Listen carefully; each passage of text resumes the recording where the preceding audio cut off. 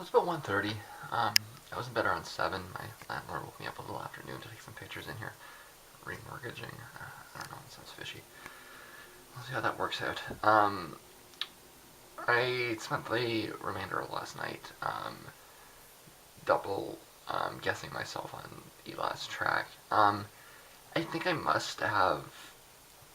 What I'm what I'm starting to think happened was that I increased the highs and decreased the lows on the out at some point. I may have even done it in Cool Edit. I don't. I remember being frustrated and fucking with it, but the thing is that the saves, like I had 7 seconds in between. So the only way that adds up to me is if I must have like loaded some kind of patch from somewhere. So I'm gonna go running through the isotopes and see if I can find myself the right patch. And if I can't, I'm pretty much just gonna do that. I'm gonna go ahead and pull a high boost up, mix it from there, and that will probably be the extent of what I do. Although it would be nice if I can find the right patch to be able to know the files. I can hear a mild difference in the tracks. Um, if I listen to them kind of over and over again, there is a higher high boost. It's very mild though, so and you have to really listen carefully to get it. So they're almost indistinguishable, and in fact, I can't even say for sure that it's not bias. Um, but you can hear just a little. And either way, that's it's the effect that I want to put on the out, on the way out. So I have some more playing around to do with this. Hopefully I can find the right patch. If I can't find the right patch, I'll have to recreate a different one. So it's about 10:30. I just reconstructed this track from scratch. And what I learned was that I got very close to a null in the bass, not entirely. I think that I might have been able to create one by reclosing it and then reopening it and then reloading it. But I mean, what I'm learning here is that the reason I'm getting these difficult outputs, it is because I've got the tracks layer on top of each other, and they're like, it's like floating point errors, and like they're slightly out of phase, or it has to do with, it really seems to be that Cubase operates differently when it loads than it does when it reopens. So there seems to be that error somehow in transferring information from RAM to disk, and might have to do with the dongle, I'm guessing. But regardless, now that I understand that is actually what's happening, and I'm convinced of it, I am less concerned about just going ahead and fucking with it, because I know that it's essentially error.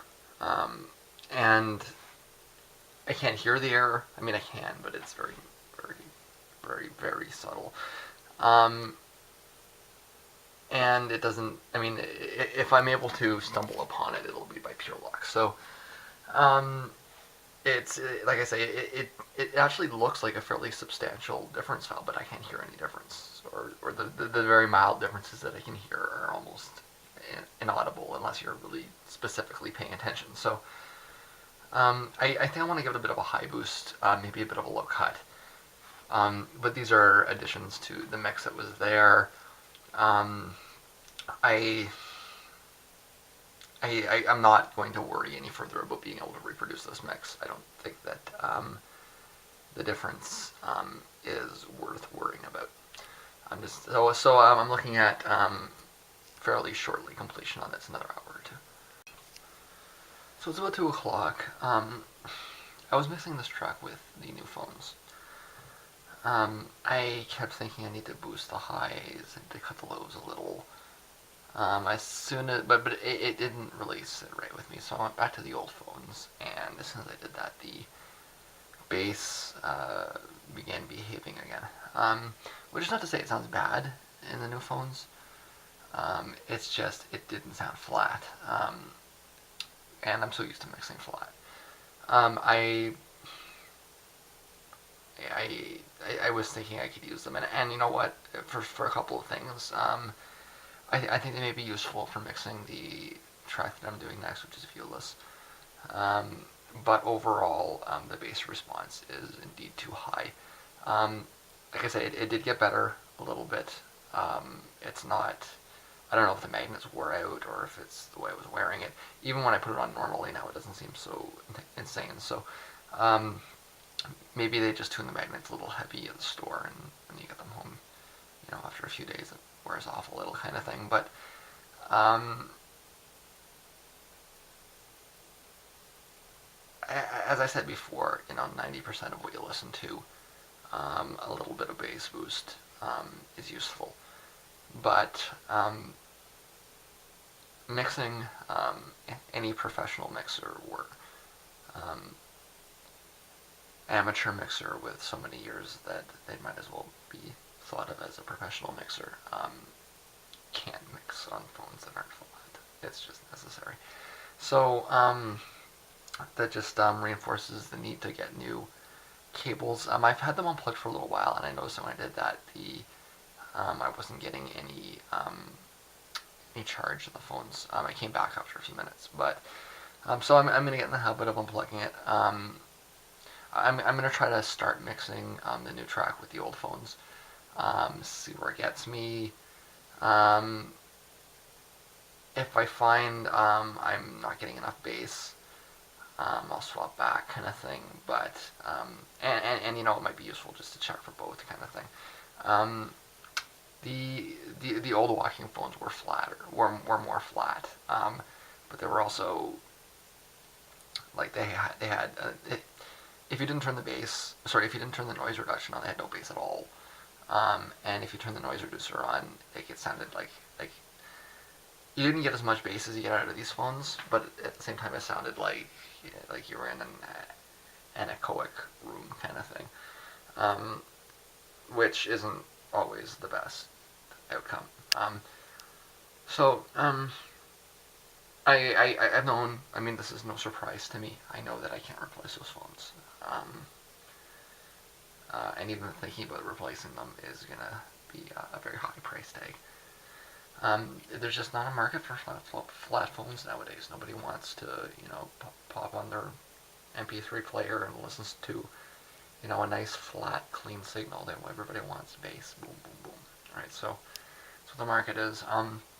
At least these are. I mean, it's if they could just take the bass down a little, they would be pretty useful as flat phones, but that might not be so useful for walking. So I'm still not sure what I'm going to do with these. I have ruled them out as mixing phones. I think I like the idea of them as listening phones, meaning I could end up using them just. So when I get through the discography, I'm going to be going through a long period of CD reviews. Hundreds, perhaps even thousands of them. It's going to be a part of the writing phase that I enter into. I do like my flat 442s for those, but for that.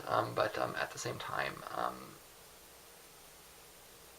I realize that these phones are they have a limited amount of time left in them. I'm thinking of maybe just using them for that. I'm going to try walking with them a few times. Like I say, they're very bassy when they've got them straight up, but I think that if I'm out and about, it also acts as like a noise shielding, right? So, I mean, they didn't get like brutal bassy until I walked down here. Even when I was out in the neighborhood in the area that I'm pretty sure is affected by the field,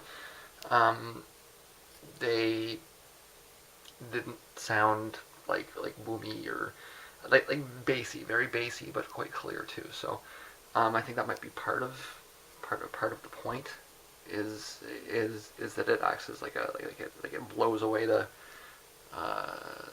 noise that would bother you.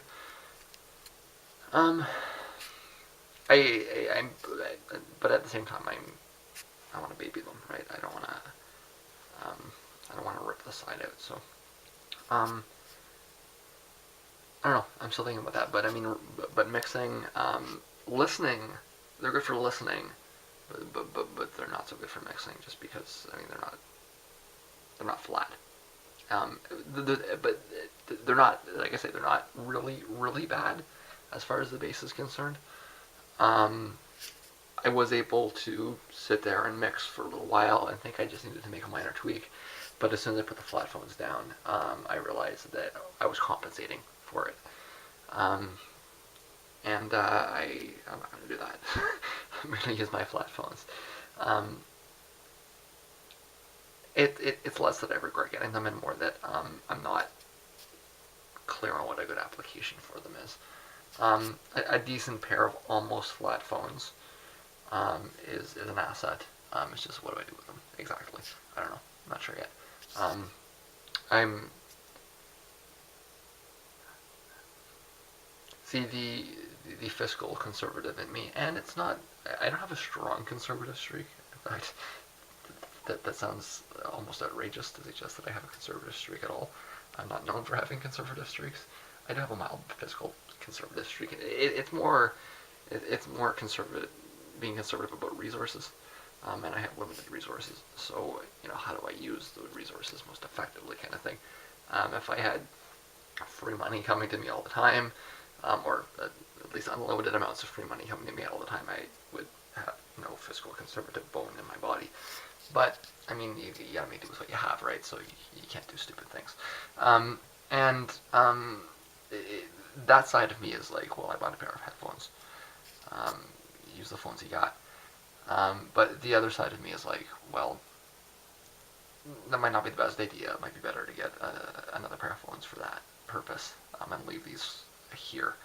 I will no doubt do some testing by walking around and make a decision. If it turns out they're too boomy, then they'll be inside phones only. But sorry to go back to the point of what I was. For a minute there, I lost myself. Um, I'm closing the track permanently. I'm going to upload it within a few minutes. Um, it's unmodified on the out. That is the Cubase file is unmodified. I couldn't get it to null. Like I say, I'm pretty sure it's like stuff that was.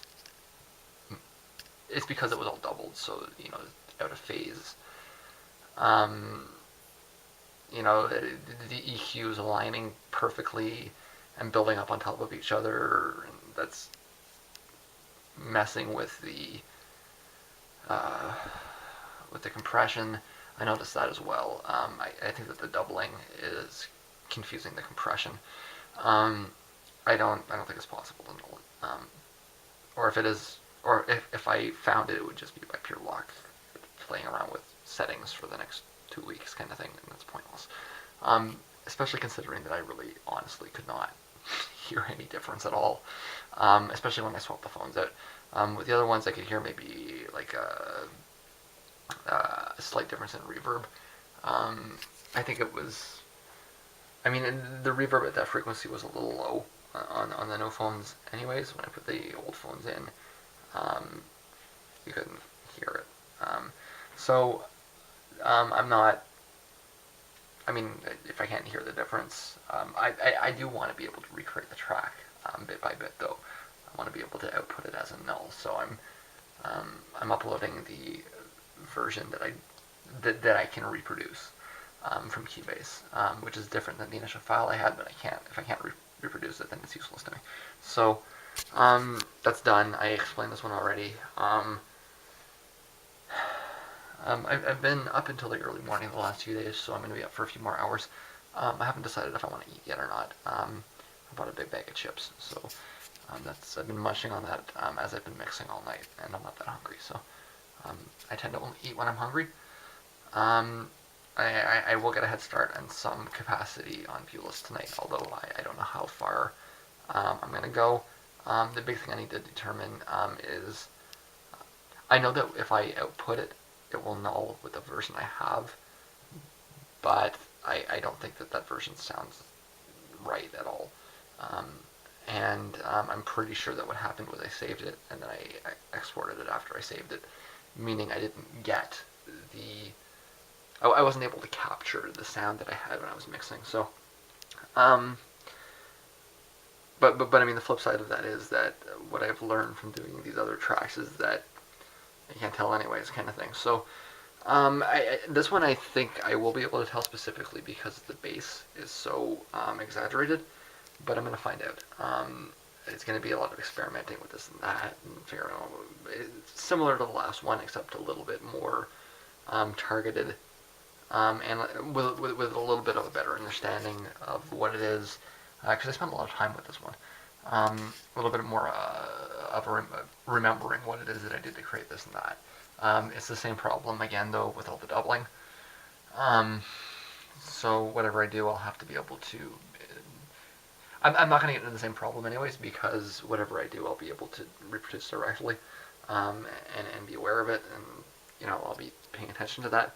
But this is well, this the second last track that I use these EQs for because clearly they're not.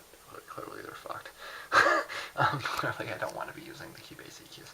So yeah, I'm gonna upload those tracks, think about maybe getting something to eat, and then get back to doing this. And I think I should have some kind of concept of what I want to do with this by the end of the night.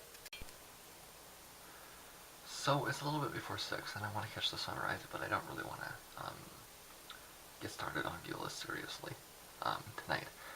So I'm going to jump ahead a little bit to some of these other RY30 tracks. I've retitled the record to Electronic Pieces in a Primitive Style. These mixes, I'm not going to be doing anything except rendering the tracks without guitars or basses. So I'm just going to copy them over, delete all the live parts, and render them. So it'll be pretty quick. I kind of want to listen to them on the new phones too. So it's kind of a multitasking moment. I should get a couple of these up. I think Ignorance is Bliss is going to take a little while because I think I have to rebuild it. I may have to take some of the guitars out via Wave version. I don't know. If I can even. I'll see what I've got. But most of the other ones will be pretty quick. It's just outputting the files. So that's what I'm doing for the rest of the night. Like I say, I'm hoping to catch the sunrise, have a smoke when the sun comes up. That'll be nice. It's been a while. And I'll have a few more tracks up by the time that happens, probably. So it's actually just afternoon, and I'm finally getting to sleep. I got 3 more mixes up of the older material. That's the total of the material past the interview period that I wanted to get up. 3 tracks. One of them is a drum machine, synthesizer, and MIDI sequencer version of To Spin Inside Elaborations. The second is a mostly drum machine and very sparse synth work version of its Reflection, which is Trepanation Nation. I'll get to this when I get to it. And the third is a track from the Deny Everything phase called Ignorance is Bliss, and it's just stripped down to synthesizers and drum machines. So yeah, I mean, it's about 25 minutes. All I had to do was, well, it was a little bit more complicated than I expected it to be, but it's done nonetheless, so that's out. Leaving me with 3 more tracks, basically, to deal with. I think I run over this every time I have a conversation, but there's 2 more tracks left.